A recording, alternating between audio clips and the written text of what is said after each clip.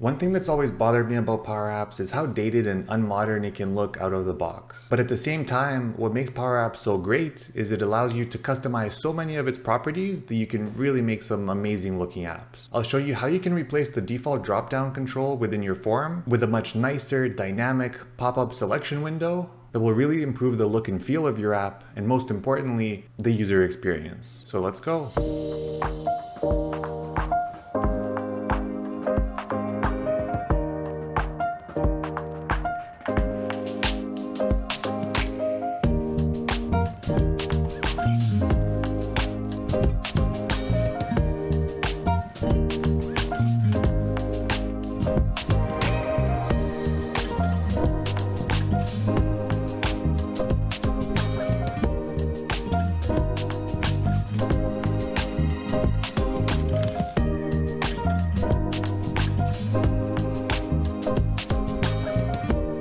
So the first thing we want to cover is the SharePoint list. It's called tasks, and it has an ID column which gets generated with every item. We have a title, we have details, and the two main categories that we have here is status and priority. So these are the choice columns that we want to change how they show in Power Apps. And the status column has to do, in progress, ready for QA, completed. Those are the choices. And priority, we have low, medium, and high. And we also have start date, due date, and assign to. So those are all the columns that we're going to be working with in our app. So let's jump into the Power Apps. Now here I have a project management app which I'm working on, which I'll probably do a video down the road when I'm finished building it. So I'm not going to be showing how to do these galleries and anything like that, but that might come in a future video. For now, what I want to show is we have our tasks, we have them sorted in buckets. So the to do, in progress, ready for QA, completed. And then within that, we have all of our tasks. And over top of each gallery item, I have a button. It's an invisible button that basically has a function to set a variable, var task, and it's going to store that item's details within there. The next thing it's going to do is create a collection, and it's going to store the drop-down values. So you can have just one or multiple. In this case, we have two, but you'll create more records the more drop-downs that you have. And so for the first one, we have one that's called status, and it's going to store the current item's value of the status. And we also have priority, and it's going to do the same. If you have more drop-downs, you would just keep adding these records so you can capture all of them in your collection. We're also using a variable underscore drop-down selected type. So this is going to be blank for now. This is going to have a function a bit later in the video when we have to identify which one we've selected. And lastly, it's going to navigate to the task form. So this is my screen. Currently it's blank, but I'll show you here. We're going to build out the form and some buttons here to be able to demonstrate how this all works. So let's go ahead and do that. Let's go insert a new form, and I'm going to use the classic form and all the classic controls, except in one case I'm going to use a couple buttons that are in the modern version, but you can see a lot of the modern controls are still in preview. They're not fully baked yet. They're missing some functionality that the classic control gives, so you'll notice me that I still do use a lot of the classic controls, but I can't wait for the modern controls to get much better and can't wait to use them. So we're going to insert an edit form, and we're going to connect it to our tasks list. So I'm going to go data source, and I'm going to go tasks, and I'm going to manually add some fields that I want in my app. So I'm going to choose the details, due date, the priority, start date, status, and title. So let's bring all those in. And I'm going to make it 2 columns. And I'm going to turn off snap to columns because I want to increase the width of some of them to take the full width. So I'm going to move title up top. I'm going to stretch it out across the app. Details, I'm going to stretch across. The start date, I'm going to move right before the due date. And then we're going to have status right ahead of priority. So that looks pretty good. It's not perfect. The point of this video is not to deform design. I'm strictly going to be focusing on making the status and the priority fields look nicer. So in the form, I'm also going to go to the advanced tab and item. I'm going to set to var task. So this is going to populate the current task that we selected and all of their details. I'm also going to change the details data card to a multi-line. And in the form, I'm going to go to advanced and go to the on success property. And we're going to do, if it successfully submits, we're just going to go back and navigate to the previous page. And I'm also going to notify, just so that there's some notification, form submitted. And we're going to do a notification success. I'm also going to insert some buttons, and this is the only case where I'm going to use a modern button just because it's a bit easier. So this one I'm going to call back, and I'm going to change the type to secondary. And its on select property, I'm going to change to back. I'm also going to change its height and width. So width is going to be 120, height will be 40. And we'll just place it right here. I'm also going to do another button. This one, I'll also make the width 120, height 40, and I'm going to say save. And the on select property of this one is simply going to submit my form. So I just need to get the name of my form, which is called form 2. So I'm going to go there and I'm going to say submit form 2. And with that out of the way, now we can focus on changing out these drop-downs to a dynamic pop-up that's going to show up in front of the screen and you can make the selection. But in order to do that, we do have to play around with some variables, collections. So I'll show you exactly how to do that now. First thing we're going to do, let's select the drop-down and we're going to unlock to change properties. And I'm going to note down the name of the data card. So it's data card value 15. So I'm going to need this in a second. I'm going to click delete and then you can see some errors pop up.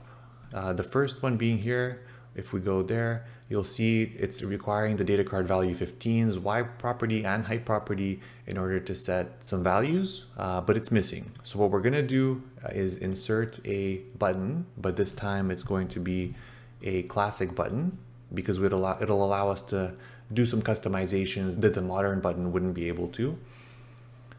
And I'm going to rename it to that data card value 15. And you'll notice this error is now gone. That just makes it a little bit easier. And then I'm going to also edit the formula and you'll notice the data card value 15 dot selected. That's the update property that it's looking for, but of course it's not going to get it since it doesn't exist anymore. So what we're going to do instead is call out a value from our collection that we created when we selected this task to begin with. So we're going to do filter col tasks drop downs, and I want the title to equal status. Of course, it's going to give us an error because it's expecting a record value. So what we need to do is get the first of this dot value. So now this is actually outputting the record of our collection, which you'll remember if we go to our collections here and view table, it has the title status and it has a value of to do. So we're going to go back and cancel that. So that's actually the value that we're going to be looking for. We're also going to change the text property. So the text property will be this. It's going to check if that same value is blank or not. So if it is, then it's going to just say select to instruct the user to select something. Otherwise, it's just going to give us that same value, but actually go a step further. It's going to give us the record and then that record's value, which is to do. Now we can make some design changes. I'll show you quickly how you can do that. We're going to update its Y property to be based off of this text label. Let's take the name, it's data card key 15, and I'm gonna go to the button and it's Y property, and we're gonna do data card key 15.y plus data card key 15.height plus 5. And its width, I'm just gonna do parent.width minus 60. And its X value should be 30. I'm also gonna change the text alignment to left. Font size will be 12. The font, it is using the default app font, which I've set to Lato, so you can change it to whatever you like. I'm gonna give it some left padding of 15, and we do wanna change the text color to black. And I'm gonna change the background color to transparent. Now I'm gonna change some of the fill properties. So I'm actually gonna change the hover fill to transparent, pressed fill to transparent, and disabled fill to transparent. I do wanna change the border color, some of the border properties, including the border thickness, the focused border thickness. I wanna make it so it's the same as the regular border thickness. Border color, I'm going to set to light gray. Disabled border color, I'm going to do self.border color. Focused border color, I'm going to equal self.hover border color. The hover border color, I'm actually going to set to medium purple. And the pressed border color will be self.hover border color. And actually what we should do for the border color is set that to take into account if there's an error. So if a required field hasn't been completed, we want it to change color to like a red color. So we can do something like if is blank parent.error, then I want color light gray. Otherwise I want color.orange red. And I'm also going to change the border radius to 5. So now you can see if we hover, it gives us that purple color.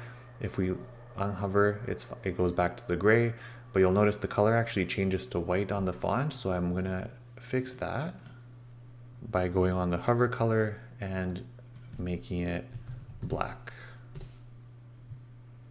So there you go. Now next what we need to do is update its onSelect property. So I'm going to go to advanced onSelect, and I'm just going to paste in this code.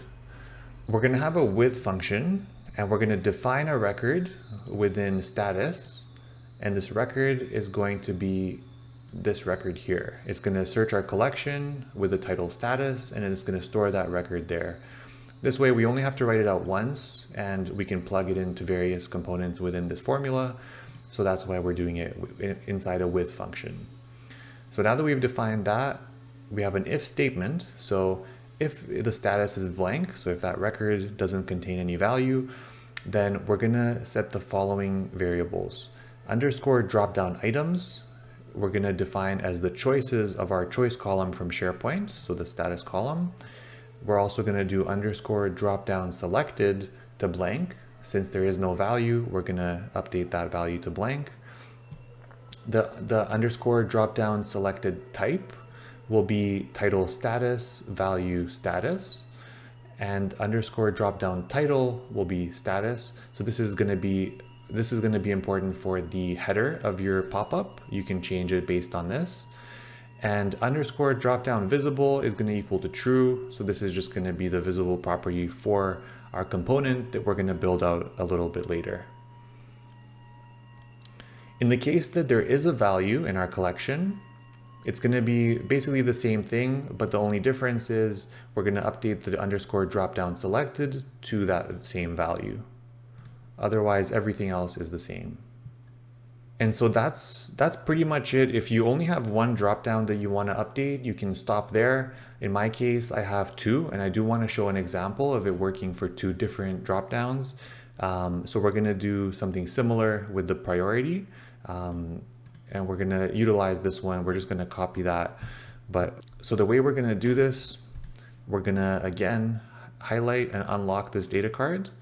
We're gonna note that it's data card value 13. So I'm going to hit the delete button. The errors will pop up, of course. I'm gonna copy this button that we already created, and I'm gonna paste it in there. And I'm gonna rename this data card value 13. That's gonna take care of one of the errors. And this one here, we're gonna edit.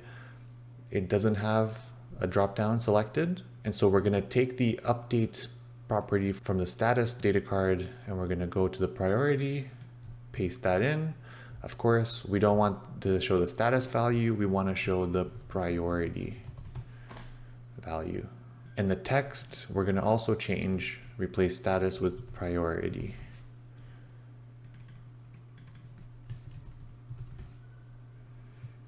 And there you go. It's showing medium and the status is still going to do. I'm also going to update its X property to 30 and its Y property. I'm going to take note of the data card key 13. We're going to go back to the button's Y property and change that to data card key 13. And lastly, we're also going to go back to its onSelect property and we're going to make some changes here. Basically, we want to change status, and if you want to change it in all the places, you can just go Control-Shift-L, and you can type in your new word. In our case, is priority. So we're changing the filter, changing what it's looking for, and everything else stays the same. So now with that out of the way, let's go back to our tree view, components, and let's build out a new component. And let's call it Dropdown Popup. We're going to create one component for all of our dropdowns.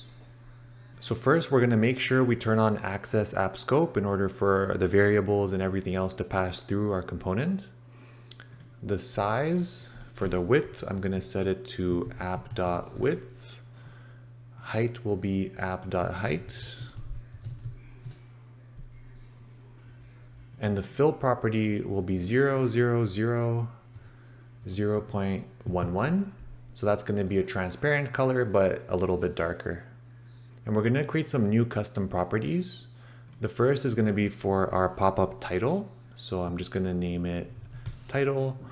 I'm going to leave it as text and just create. In its default property, I'm just going to have it say header. And the other custom property is going to be our items. So this is going to be the items that actually show up that are selectable. And data type will be table. And we'll click create. And its default value, I'm just going to replace this with this. It's just going to be a table with 5 items, and each of them are a value. And these are all placeholder values, so we'll make sure to update them once we add the component onto our screen. So first we're going to insert a new container, and it's going to be a vertical container, and I'm going to rename it conroot dropdown. We're going to set its x to parent.width minus self.width.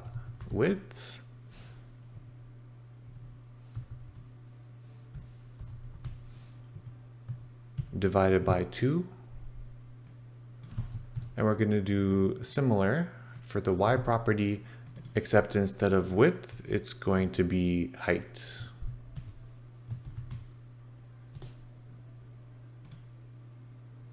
So that's going to always place it in the center of our screen. Now, as far as our width, we want it to be the minimum of app.width times 90% or 400. And for height, we want it to be the minimum of app.height times 80%, actually times 70%, or 350. You can play around with these values, definitely up to you. And for padding, I'm gonna set it to 20 all across the board. And border radius I'll set to 10 with a bold drop shadow. I'm also going to set its color to white. And next, within that container, I'm going to insert another container, but it's going to be a horizontal one. And I'm going to set it to justify at the end. Align will stay at the start. Minimum width I'll set to 0. Height flexible height I'll turn off, and the height I'll set to 30. And border radius 0 and drop shadow none. And within this, I'm going to insert a text label. I'm going to change it to Lato black, size 14. I'm going to give it some padding left, so I'm going to set it to 15. Height, I'll make it stretch, and minimum height will be 0. And I'll also set it to flexible width, minimum width 0. In the actual text property, I'm going to change it to Dropdown Popup dot title. So that's going to take the default value that I put, which was header. And next up, I'm going to insert within that container again a cancel icon. I'm going to set its height to 30 and width to 30. For color, I'm going to set it to medium purple. Focus border, I'm going to set to 0.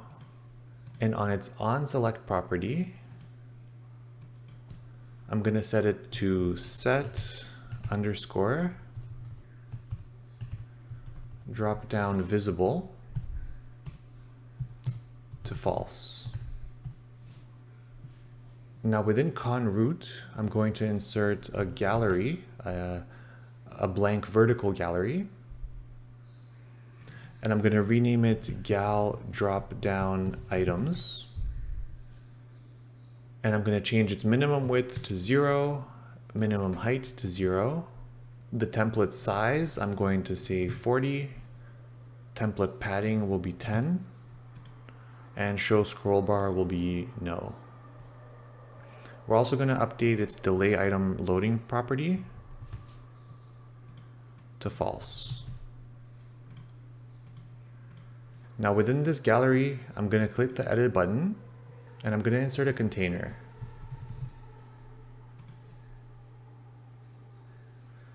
I'm going to make sure I update its X property to 0, Y property to 0. Width will be parent.template width. And height will be parent.template height. I'm going to make border radius 5, and I'll keep the drop shadow at light. And I'll update its fill property. It's going to have an if statement. If underscore dropdown selected dot value equals this item dot value color dot medium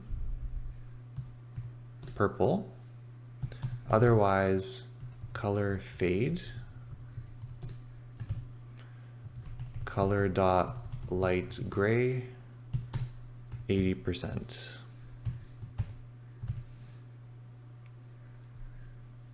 Now, of course, this item value isn't recognized because we definitely need to make sure we add an item. And the data source for our gallery is going to be dropdown popup dot items. There we go. Now within this container, I'm going to insert a button, and it's going to be a classic button. And the text is going to equal this item dot value. Its X and Y property will be 0. Width is going to be parent dot width. Height will be parent dot height. Padding left, I'm going to give it 15. We're going to keep it semi-bold, but we're going to make it 12. for the font size. We're going to text align to the left. And we're going to update some of its fill properties. So the fill is going to be transparent. Hover fill is going to be RGBA 190, 190, 240, 0.2. And pressed fill will be color fade self.hover fill minus 20%. And I will border none. We also want to update the button's color. And if underscore dropdown selected dot value equals this item dot value, then color dot white, otherwise color dot black. And on that same button's on select property, we're gonna put in this code, which is gonna have some patch functions in it. So this is where we're gonna update our collection.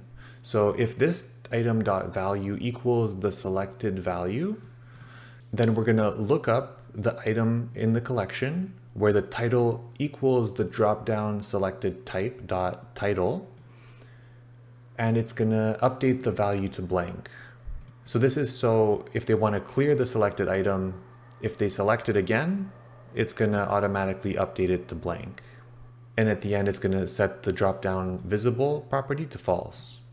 If they select a different option than the one that's currently selected, then it's gonna set the drop-down selected to this item, and it's gonna patch that same collection. It's gonna look up the collection where the title equals the drop-down selected type dot title, and it's gonna update its value to this item. And it's gonna set the visible property to false. And the header and the items are a little bit too close. I'm gonna update its gap to 20. So now we're ready to plug this component into our screen. So we're gonna go to our task form and we're going to insert, custom, drop-down pop-up. And we're gonna update its visible property to underscore drop-down visible.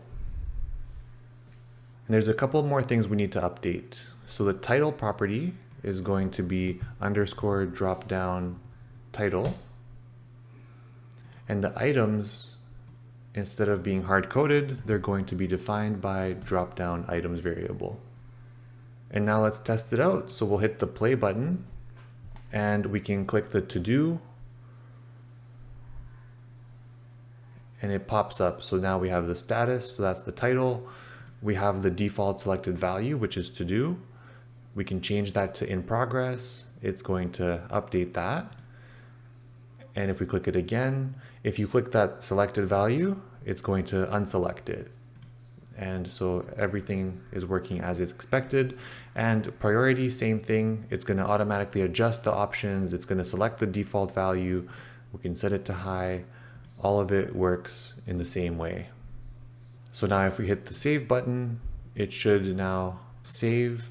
But I think we actually forgot to change to navigate. So we're going to navigate to my tasks page. And we're gonna fade into it. So let's try that again. We're gonna hit save, and there you go. So you see workflow mapping was our task. It now got moved over to our completed section. Now we can click on it again. Let's change it back to do, and let's change the priority to high, and click save. We should see it move over to the to-do. There it is, with a status of high, or status of to-do and priority of high.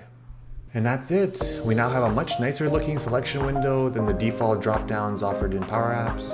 Let me know if you learned something new or if you enjoyed this video. I'll make sure to keep the content coming. See you in the next one.